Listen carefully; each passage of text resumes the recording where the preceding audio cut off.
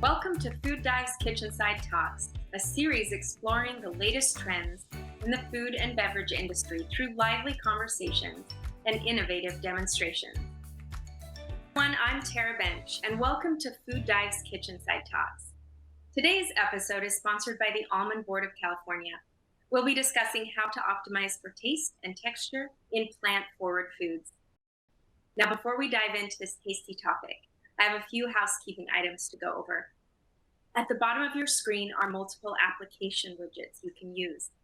All of the widgets are resizable and movable, so feel free to move them around to get the most out of your desktop space.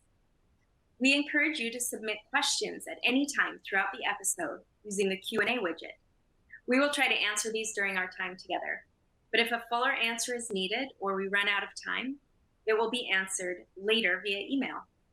Please know we do capture all questions. Finally, following the episode, you will be able to access the on-demand recording using the same link from our live event. Okay, now I'd like to welcome Rachel Zemser, a certified food scientist and certified culinary scientist, and the founder of A La Carte Connections.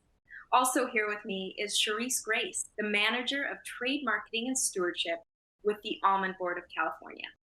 Welcome, Rachel and Charice. Thanks, Tara. Hello there. Happy to be here today.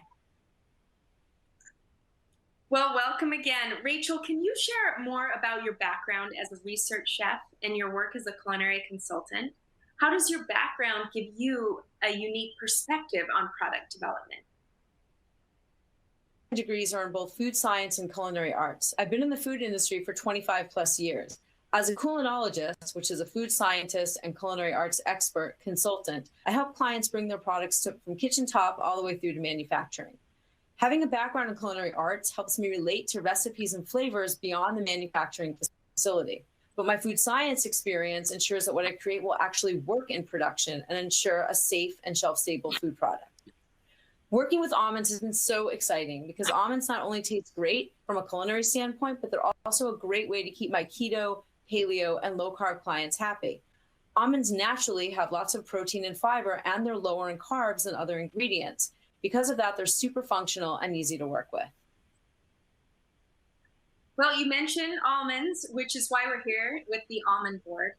It's also the perfect time to ask you, Charice, if you can share a little background on who ABC is and what they do. Awesome. I'm so happy to share more about the Almond Board, or ABC as we are referred to. The Almond Board of California is a grower-enacted federal marketing order established in 1950. We promote natural, wholesome, and quality almonds usage, inspiration for product development, and ongoing education of innovative research on behalf of the almond growers and processors. Everything we do at the Almond Board is rooted in research, and we have endless resources on almond nutrition, sustainability, and product development on our website, almondswithans.com. It is important to note, though, at the Almond Board, we do not sell, set, track, or quote almond prices. Thank you for that background, Charice. Rachel, as someone who is keenly aware of emerging food and eating trends, have you seen changes in how consumers eat, especially this last year? This has been a very interesting year, but there's been some really exciting food trends that have come out of it. For example, we're seeing more trends related to botanicals and citrus, as well as comfort and immunity-boosting foods, especially with more consumers cooking at home and trying to stay healthy during the pandemic. We're also seeing lots of plant protein foods trends blowing up with so many new and unique formulations for meat and dairy alternatives. It's really exciting to see all the new formulations and products that are coming out. Protein powders from plants are also all the rage. 5 years ago, it was mostly pea, soy, and rice protein powders. But now we have defatted nut flours, such as defatted almond flour, and it's being used to replace dairy and soy-based protein powders in food products. It's an alternative option that's both vegan and tasty. Well, I can certainly relate to the comfort foods, but I know almonds are delicious and nutritious. But what is it about almonds that makes them a good choice to use in plant-forward foods? Well, like Rachel mentioned, the plant-based food trend continues to drive product innovation, and I have to tell you, consumers are really loving this trend. According to Innova Market Insights Global New Products Report, the past 5 years saw a 68%, let me say that again, 68% increase in food and beverage launches with plant-based claim on pack. Almonds are super popular as a snack ingredient, and they continue to be the top nut in the global new product introductions. Our research tells us that 1 ounce of almonds has 6 grams of power pack protein, and combining almonds with other complementary plant proteins help create what we call a complete protein, and that helps you stay full and satisfied. We love to quote the fact at the Almond Board that almonds come in over 14 different forms. Yes, 14 forms. And they all lend themselves to a full array of textures, from crunchy to creamy, crispy, and then to soft and chewy. You don't need to sacrifice taste and texture when you incorporate almonds in snacking products. And I know Rachel has some wonderful recipes showing just that. So 14 different forms, that is amazing. Rachel, can you share what your favorite forms are and why you enjoy incorporating them during? Almonds in general are a great ideal ingredient for product developers, and picking a favorite form is tough. I do have certain favorite forms that tie in well to specific applications though. Like Charice said, almonds come in 14 different functional formats. All of them check multiple boxes for consumers seeking free from labeling, clean nutrition, higher protein and fiber. I love using almond butter as a binder in snack bars that require pliability and chewy texture. It blends really well and binds with fruit paste like dates, and that's a very popular bar combo on the market today. Now, almond flour is great for gluten-free baking, and it's also used as a dusting or a coating on snack bites to reduce the sticky texture. You can't go wrong with classic chopped almonds. They add the perfect crunch to any bite, and there's so many different chop sizes and shapes out there to fit pretty much any application. Typically, small chopped pieces are great as an inclusion for nutrition bars, but slivers work well as a cookie topping. The chopped forms can also be with or without the skin, depending on the desired final look of the product. Now, almond protein powder, also known as defatted almond flour, is my new favorite form.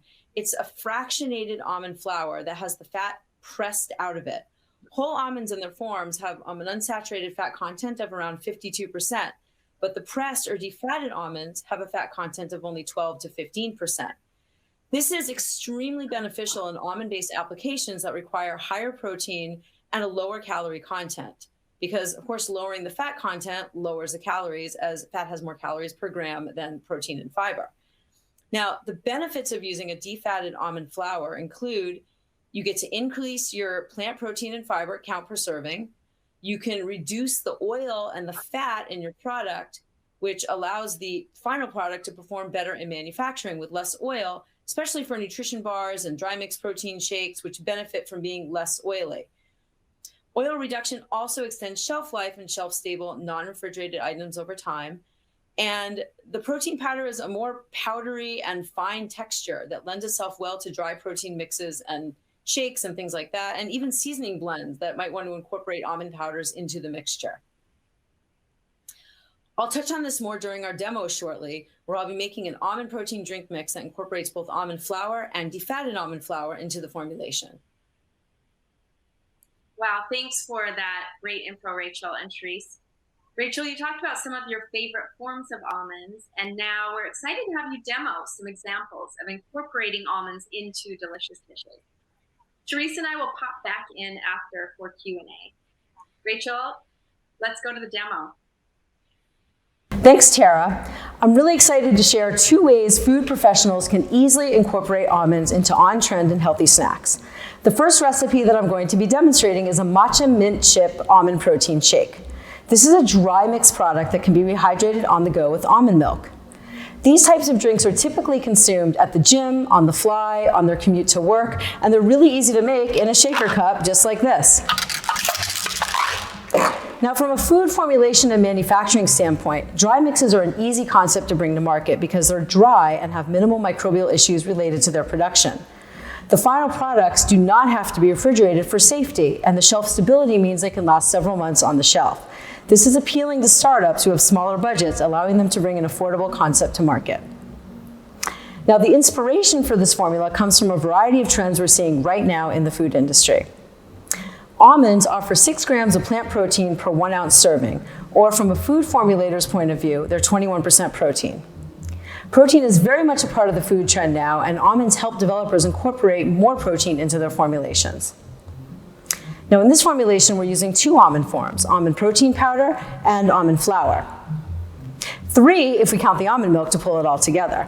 Almond milk is one of the more popular and easily accessible plant-based milk alternatives, and anyone can get a hold of it to add to their drink mix at home. This formula is gluten-free, and of course, if mixed with almond milk, it's also dairy-free, all part of the free-from trend. This is also a great recipe for those eating paleo or keto. The formulator can adjust the carbs by increasing or decreasing the different components of the mix to hit the nutritional metrics they desire. As far as flavors go, matcha continues to be a big trend. Tea inspires thoughts of antioxidants, and the green color plays out well on social media. Other green drinks on the market have always been popular as they invoke thoughts of health, calm, and plant-based botanicals. Comfort foods, another big trend for consumers. This drink recipe can easily be created using classic comfort flavors like chocolate, vanilla, and strawberry. Ingredients like vanilla powder, cocoa powder, freeze-dried fruit allow a developer to have as much flexibility as they want to expand on their flavor profile lines. Okay, let's take a look at how all this comes together. Now, this smoothie packs a punch with 10 grams of protein from both the almond flour and the almond protein powder. The 2 almond powders combined, both the flour and the protein powder, offer a unique, thick texture and clean, neutral flavor that helps serve as a base for this mix, allowing the main flavors of the mix, the matcha, the mint, and the chocolate, to really shine through. Now, the other ingredients, including the matcha tea and the mint, the chocolate flakes, the cocoa, the salt, the monk fruit, and the coconut cream powder, all bring a unique, upscale, and on-trend flavor profile to the smoothie mix. All right, first we're going to add in our 2 almond protein ingredients, almond protein powder and almond flour. Now, the matcha contributes both a fun green color and an exotic green tea flavor. Matcha has great antioxidant benefits and ties in well with all wellness trends. The chocolate flakes and the cocoa powder bring a gourmet flavor and decadence to the smoothie mixture. The mint adds a unique twist to the final profile. Coconut milk brings a creamy but yet dairy-free smooth texture to the vegan smoothie drink. Since this will potentially be marketed and sold as a dry mix, the coconut cream is combined with an organic tapioca powder, which acts as the carrying agent for the coconut cream, allowing it to be dry blended into the final product. Now, monk fruit adds sweetness, but without the calories. Then we have our salt right here. And finally, xanthan gum, which is a natural hydrocolloid gum commonly used in dry mixes to give the final mixture extra thickness and a creamy texture. This comes in handy if someone's making a shake on the go and they can't have their blender or their ice with them to thicken it up. All right, let's combine all of these ingredients together into the mix. Now, the mixture I'm making right now has been weighed out for about 5 protein drink mix servings, and they're approximately 38 grams per serving. So I made extra though, so we can have some now and some for later on. Now, to make the smoothie, you can simply combine 38 grams, which is equal to about 2 scoops of this mixture, in with about 12 ounces of almond milk.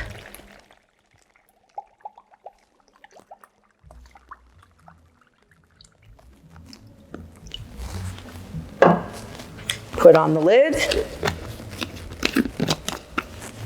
Make sure it's closed nice and tight.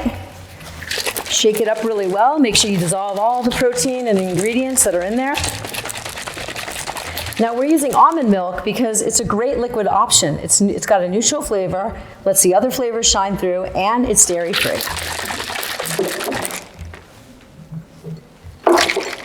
Once it's well blended, you can pour it into your glass.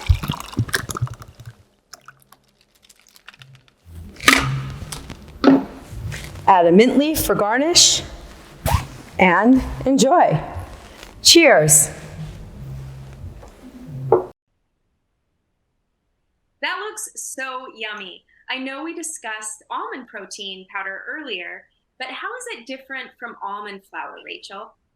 Almond protein powder, which is also known as defatted almond flour, is almond flour with the fat pushed out, resulting in a higher protein powder product. This is an altered form of all almond flour, but it's naturally altered, allowing food scientists to formulate higher protein and fiber products using a plant-based protein powder. Most defatted almond flours have a protein content of around 50%. Now, as I mentioned, almond protein powder also has a very fine texture as well as a light off-white color and clean taste, which can help minimize the need for masking agents, letting other light-colored ingredients shine in both color and flavor. It also helps food scientists meet their clean label claims. So, Rachel, why did you use both in this formulation? The almond flour gives the whole almond ingredients, including the fat for the flavor and the texture. But the protein powder, the defatted almond flour, this really boosts up the protein level. We can only get so much almond flour or powder into a bar due to the size of the actual bar. So if we want to get more protein for our buck, then we're going to use a little bit more of the protein powder, defatted flour, to increase that protein level in our bar space. That makes a lot of sense. Any tips on how to best utilize this almond form? It can really be used anywhere that one wants to use a plant-based protein to boost up the protein content of their food product. I've seen it used to add density to nutrition bars. I've also seen it used as a substitute in a pie crust or as a nutrient-dense bulking agent in dry mixes. It can also be used to make a flavorful spice blend and rub for more savory meat and vegetable dishes. That's fantastic. Who would be interested in adding this recipe to their snack rotation?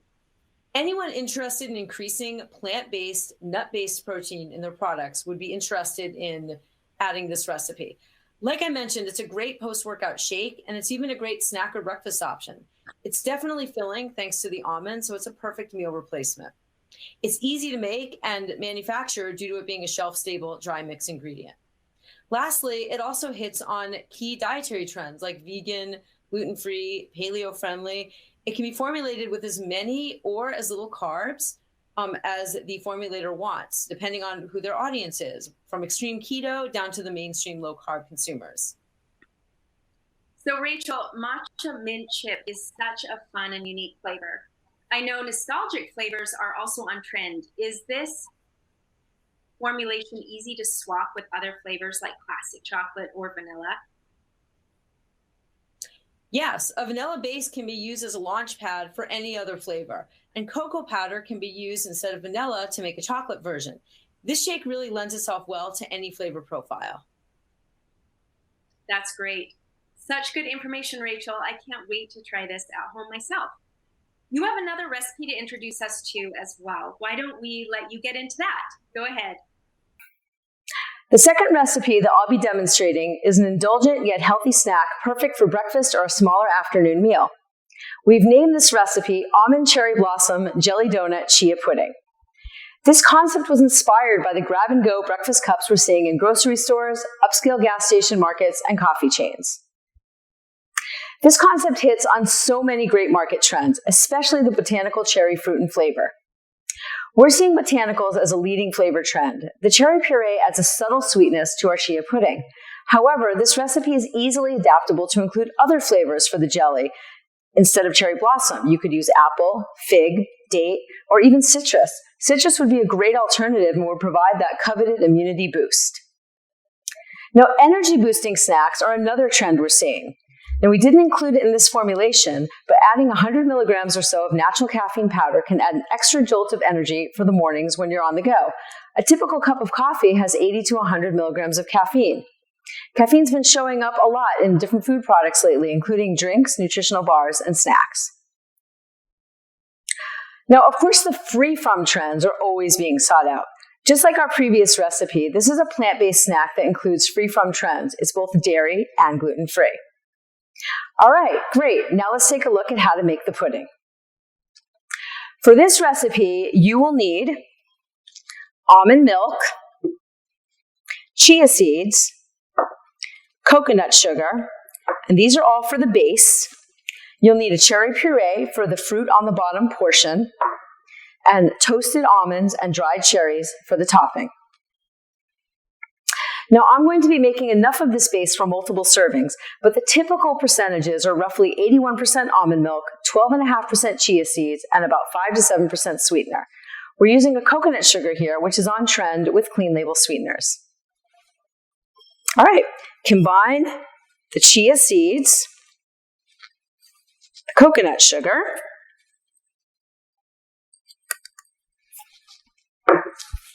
and the almond milk together in a large bowl.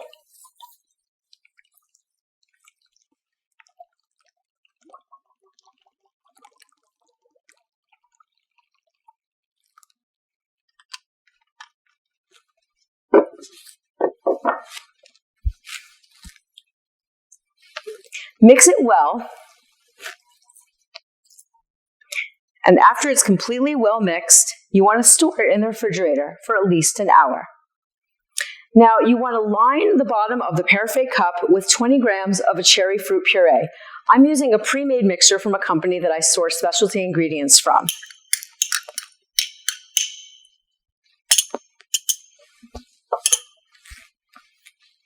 You want to then pour about 140 grams of the chia pudding mixture into the ready-to-eat cup.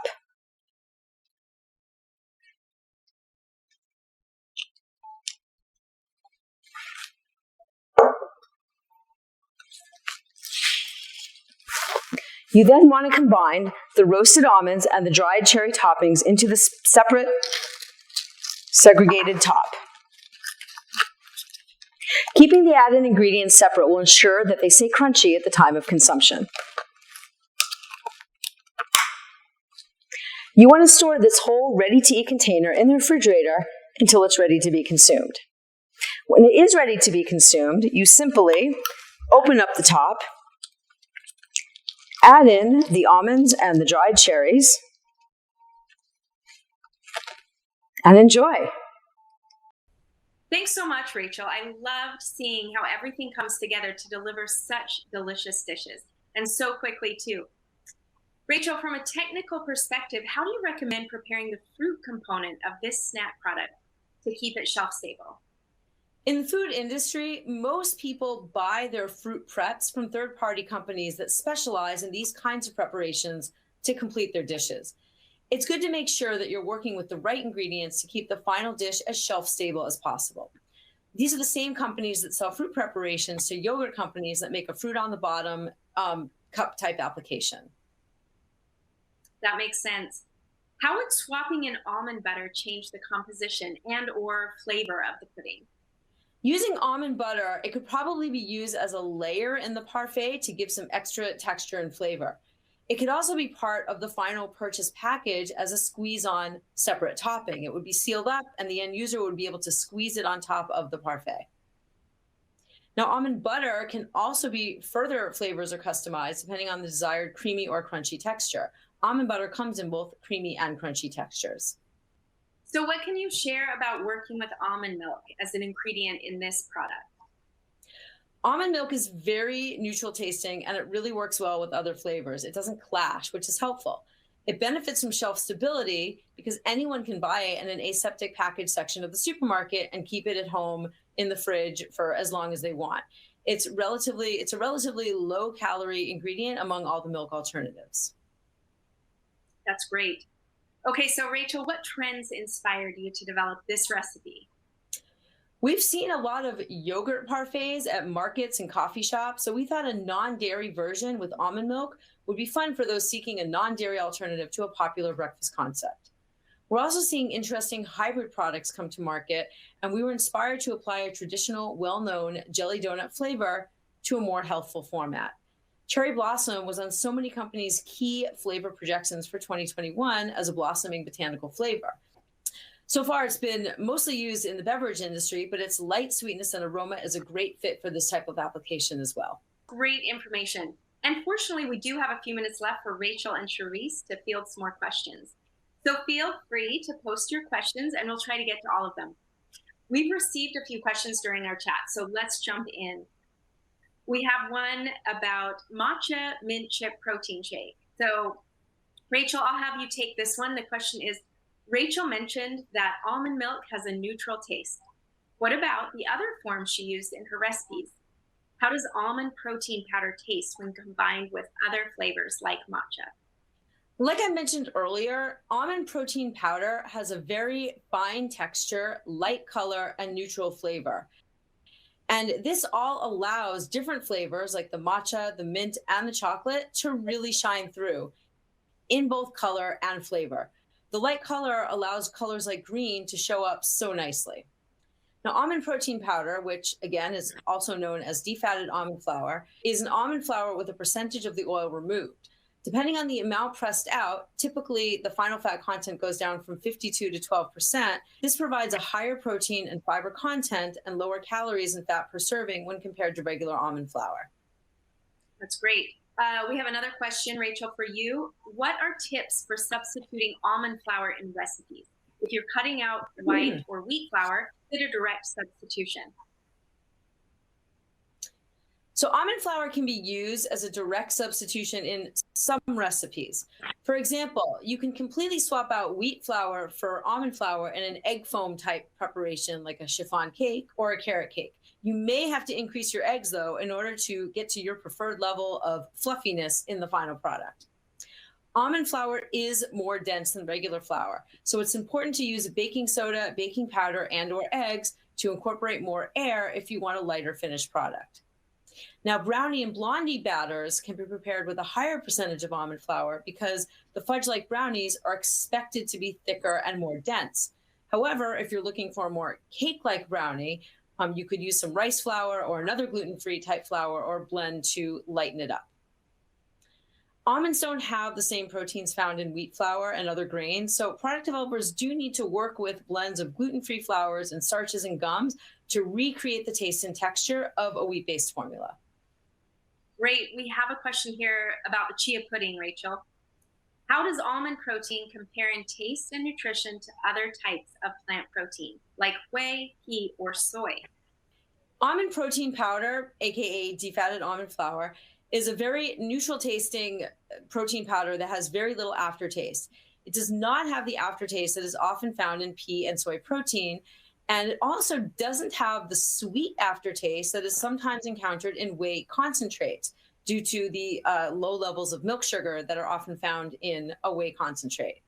Now, from a nutritional standpoint, almond protein powder is slightly lower in protein at 50% protein versus a whey or a soy concentrate or isolate, which is typically 70 to 95% protein. But this is because almond protein powder is currently made in a very natural, mechanical way. They basically just mechanically push that fat out to concentrate the protein and fiber in there.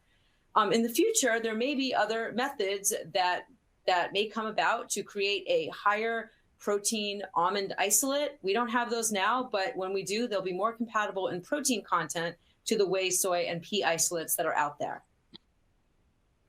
So we have another one. Rachel, do you want to take this one? And Charice, you can add anything.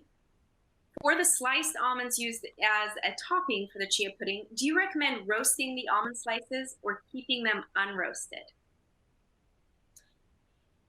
This is really up to the manufacturer, since sliced almonds are available in either roasted or unroasted formats. If you'd like to add a crispier, crunchier, roasted flavor to your chia pudding, I'd recommend using roasted almonds since roasting emphasizes their natural attributes, including a deeper color and flavor profile. But be aware, for manufacturers, toasting almonds will shorten the shelf life of the nut itself. Roasting should be added to products that will be consumed quickly. And since chia pudding is already a shorter refrigerated shelf life product, toasted nuts can work very well in this application. Thank you, Rachel. Well said. We actually have plenty of resources on our website, almonds.com, and they focus on almond roasting, including our latest Almond Essential podcast episode, The Rhyme and Reason Behind Roasting Science, featuring the Almond Board's Guangwei Wang and Tim Birmingham. As we wrap up our discussion for today, we hope this episode has given you a greater understanding of the many different ways you can incorporate this plant-forward food to add texture, taste, and nutrition in products. If we didn't have time to answer your question, we'll be sure to get back to you via email. And please check out the Resource Center, located in this platform, to get a copy of today's recipes and other useful guides and information from our discussion. Thank you so much, Rachel and Charice, for sharing your insights today, and thank you all for watching. As a reminder, today's episode will be available on demand. You will receive an email with a link for continued access. I'm Tara Bench, hoping you have a great day and see you kitchen side soon.